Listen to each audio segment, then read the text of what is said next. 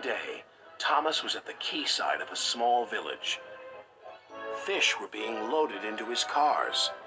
The work took a long time.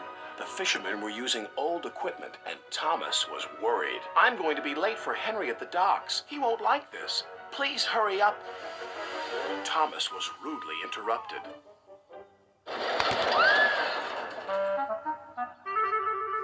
His driver and fireman laughed. "Phew," sniffed Thomas. "What a pong!"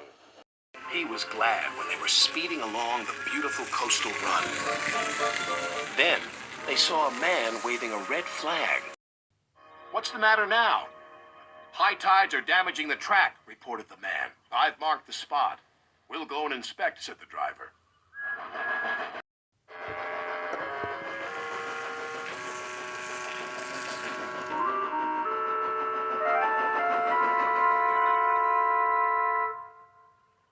"It would be dangerous for heavy engines like Henry," agreed the driver.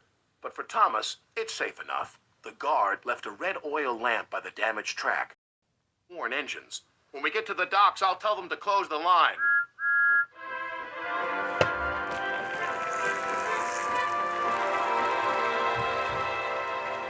Henry was waiting for Thomas's cars.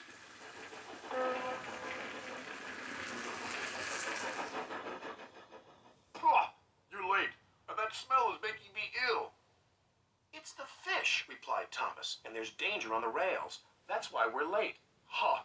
You're the only danger on the rails, Thomas. Now stop wasting time and get your cars hitched to my train." Thomas's driver and fireman were in the yardmaster's office when they heard Henry's whistle.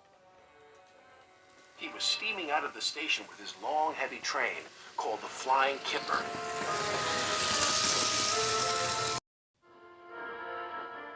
"What route is Henry taking tonight?" asked the driver. "The coastal run. It's the quickest." "But I told you," gasped the driver. "That's dangerous for a big engine like Henry." The yardmaster quickly phoned the signalman.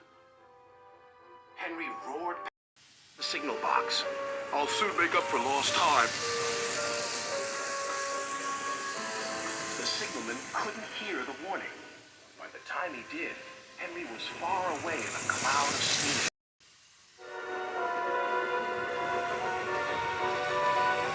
But when Henry reached the coastal track, his hopes for a fast run were dashed.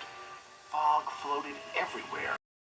"I can't see," cried Henry, nor could his driver.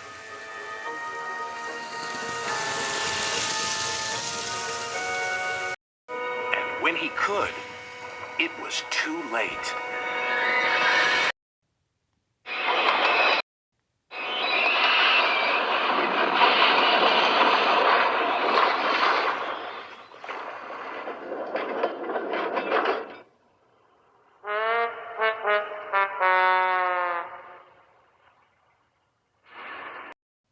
As soon as the tide was high enough, Henry was craned out of the water.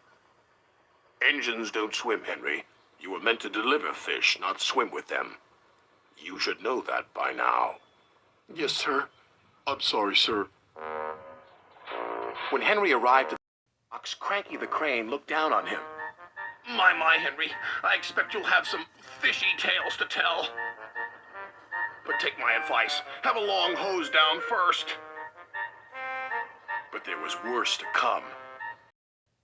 "Look, they've caught all this fish and a green whale, too." "It's not a whale, it's a monster." Henry was most upset. Thomas now felt sorry for Henry. "Come on, your driver says it's time for a nice washdown. Then you'll feel much better."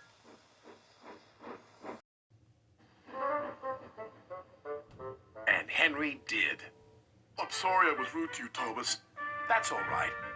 But can you smell something?" "What?" "Fresh air." "Oh, yes," replied Henry happily.